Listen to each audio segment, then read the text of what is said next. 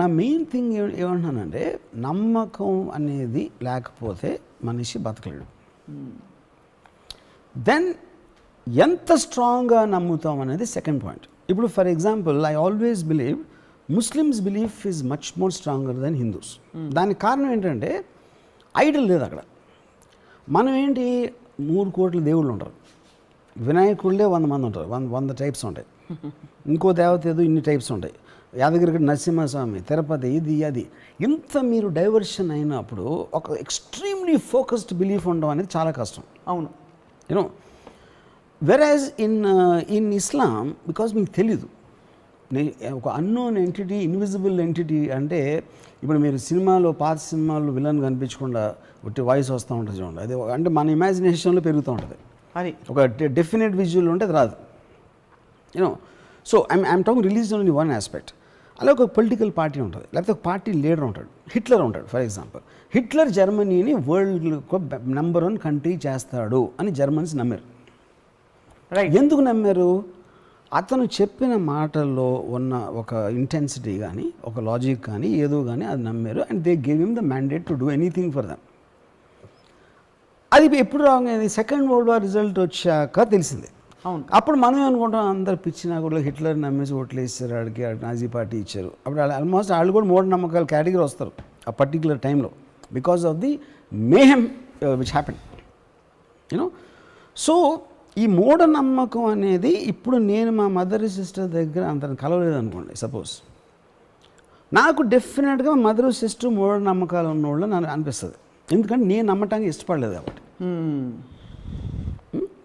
ఇప్పుడు ఎవరో చిన్న ఫెయిర్ ఇనఫ్ అంటే అంటే జస్ట్ నేను డిగ్రీ చెప్తున్నా. అంటే మూఢనమ్మకం అంటే డెఫినెట్గా ఎవరు చచ్చిపోవాలి, చావాలి అనేది కాదు. అబ్సల్యూట్ జీరో బేసిస్ ఉండకుండా, అంటే ఇప్పుడు వాళ్ళకి ఏం అవ్వలేదు, ఆ నమ్మినా నమ్మకపోయినా వాళ్ళకి పోయేది ఏం లేదు ఆ పర్టికులర్ టైంలో. బట్ దట్స్ అగైన్ డిగ్రీ అంటున్నా, ఎక్స్ట్రీమ్ డిగ్రీలో it will be in this. మీరే 2 కేటగిరీలు ఇచ్చారు. సూడో సైంటిఫిక్ విచ్ ఇస్ మూఢనమ్మకం, supernatural which cannot be explained. Pseudo science ఏంటంటే ఇప్పుడు ఫర్ ఎగ్జాంపుల్ పసుపు పెడతారు మన గడపలకి. పసుపు పెడితే ఏదో మంచి జరుగుతుంది అంటే అప్పుడు ఏమంటారు వాళ్ళు, లేదు సైన్స్లో ఇది ఉంది, పసుపులో ఇది ఉంది అని చెప్తారు. కానీ అది అర్థమై పెట్టట్లే. మీరు మీ చిన్నప్పుడు మీ తాతయ్యో అమ్మమ్మ చెప్పారు, తర్వాత మీ అమ్మ నాన్న చెప్పారు అని ఒక బ్లైండ్గా మీరు ఫాలో అవుతా చేస్తారు. కానీ పసుపు పెడితే శుభకార్యం జరుగుతుంది అన్న నమ్మకంతో మీరు చేస్తారు. కానీ పసుపులో ఇది ఉంది కాబట్టి అప్పుడు ఏమంటాం, పసుపు తీసేసి అది యాక్చువల్గా ఒక బాటిల్ వచ్చింది అనుకోండి, ఒక మెడిసిన్ లాగా, పసుపు బదులు అది పెట్టమని ఎవరు పెడతారు చూస్తాను. See, that has an aspect, there's a decoratory aspect, there is something, always people try to give multiple things for you to believe in something. ఇప్పుడు ఒకటి రెండు ఉండవు, always there will be multiple factors to influence you.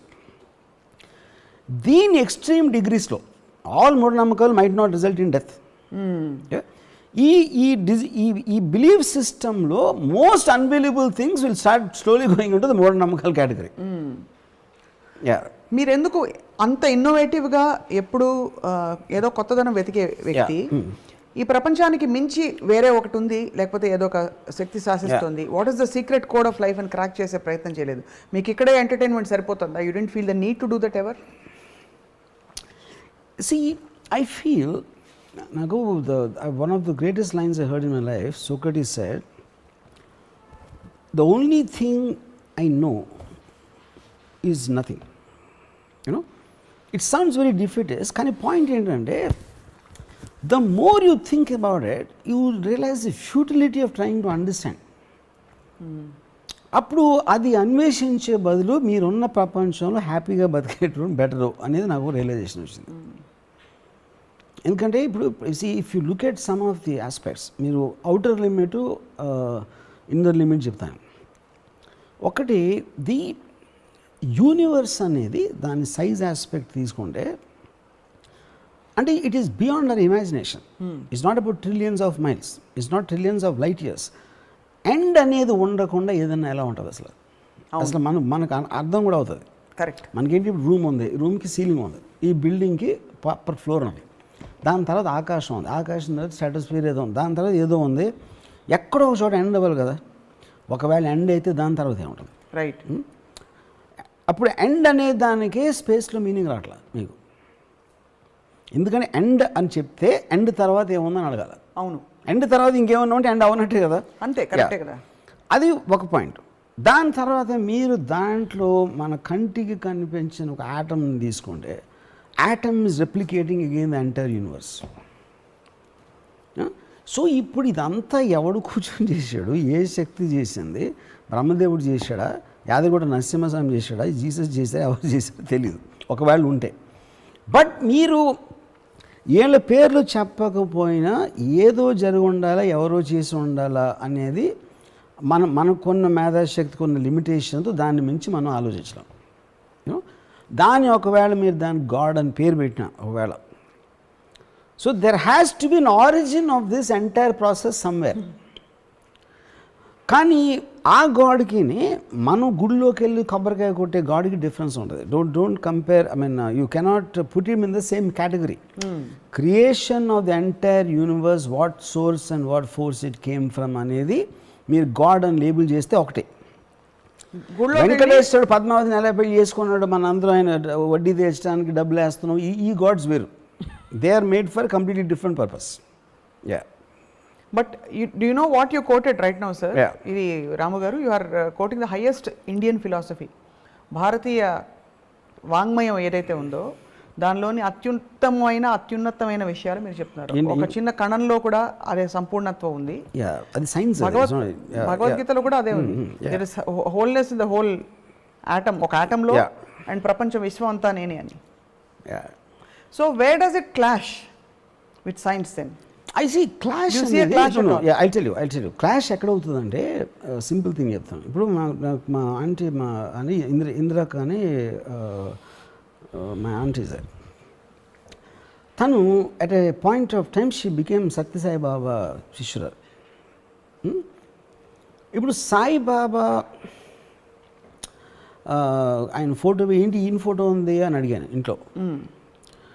తను బట్టి ఇలాంటివి ఏంటి, ఎన్ని లక్షల మంది వస్తారో తెలుసా కలవటానికి, దాన్ని వచ్చి కాళ్ళు ముట్టుకోవటానికి. అంటే అన్నను ఆ లక్షల్లో ఉన్న ప్రతి ఒక్కళ్ళు కూడా ఇది ఆన్సర్ చెప్తారు కదా ఇంద్రక. అన్ని లక్షల మంది వస్తున్నారు కాబట్టి మీరు శిష్యురాలు అయ్యారా, మీకేమైనా అర్థమై అయ్యారా అనేది నా క్వశ్చన్.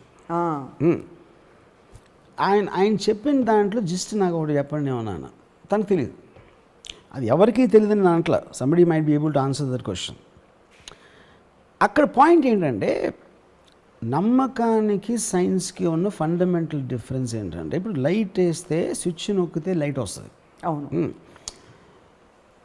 స్విచ్ నొక్కితే లైట్ ఎందుకు వస్తుంది అని అడిగినప్పుడే advancement in society will happen. అది క్వశ్చనింగ్. నమ్మకం అనేది క్వశ్చన్ చేయనచ్చు. అది క్వశ్చనింగ్కి నాన్ క్వశ్చన్ చేయకుండా బిలీవ్ చేయడానికి ఉన్న difference. Science is about only questioning. But అవి రెండు మ్యూచువల్లీ కాంప్లిమెంటింగ్ కదా. నమ్మకం అంటే కాదు.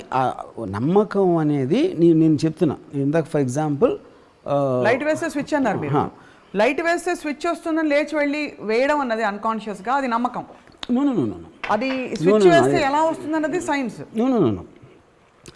Maybe that okay, forget light. ఒక మెరుపు వస్తుంది, మెరుపు వచ్చింది, దేవుడు ఆగ్రహించాడు, ఉరుములు మురుగుతున్నాడు, మెరుస్తున్నాడు అని ఏదో ఆ టైంలో ఏదో I'm sure that somebody think లేదు, భయపడిపోయారు అది వస్తున్నప్పుడు. నేచర్ ఈజ్ షోయింగ్ యాంగర్ అని. అసలు లైటింగ్ ఎందుకు వస్తుంది ఇన్ టర్మ్స్ ఆఫ్ దాన్ని స్టడీ చేసి, ఎలక్ట్రికల్లీ చార్జ్ పార్టికల్స్, ఇది మొత్తానికి విండ్ వెలాసిటీస్ అయ్యో మొత్తం ఇవన్నీ పెట్టుకుని ఫైనల్గా ఒక పర్టికులర్ టైంలో the understood the phenomena what happens in a Storm. Right. Okay, దానికి కౌంటర్గా దాన్ని ఎలా యూజ్ చేయాలి, ఎలా ఆపొచ్చు, ఎలా వార్నింగ్ ఇవ్వచ్చు, ఇలాంటి రకరకాల ఈ గ్యాడ్జెట్స్ వస్తాయి, ఇవి వస్తాయి. So I'm giving an example of the man of a mind who constantly questions a belief system. Majority ఏమో బిలీఫ్ సిస్టమ్లో ఉండిపోతారు. అది అందుకే వాళ్ళ కంఫర్ట్ లెవెల్, వాళ్ళ మిగతా లైఫ్ వాళ్ళు చూసుకుంటూ ఉంటారు. Few people will constantly question the belief.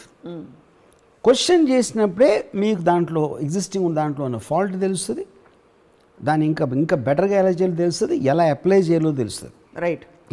So ఇప్పుడు లైట్ స్విచ్, లైట్ బల్బు ఎవడు కనిపెట్టాడు?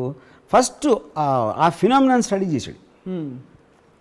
దాని నుంచి ఎలక్ట్రికల్ ఆస్పెక్ట్ ఏంటనేది ఎలా పనిచేస్తుంది, దాన్ని ఎలా హార్నెస్ చేయాలి, హార్నెస్ చేసినప్పుడు మన ఇంట్లో చీకట్లో ఉన్నప్పుడు బల్బు వెలుగుతుంది, ఆ బల్బుని వెలిగించడానికి వైర్ ఉంటుంది, దాని తర్వాత స్విచ్ కనిపించడం, ఇవన్నీ వచ్చినాయి నమ్మకం నుంచి కాదు, కాన్స్టెంట్ క్వశ్చనింగ్ నుంచి వచ్చినాయి. యా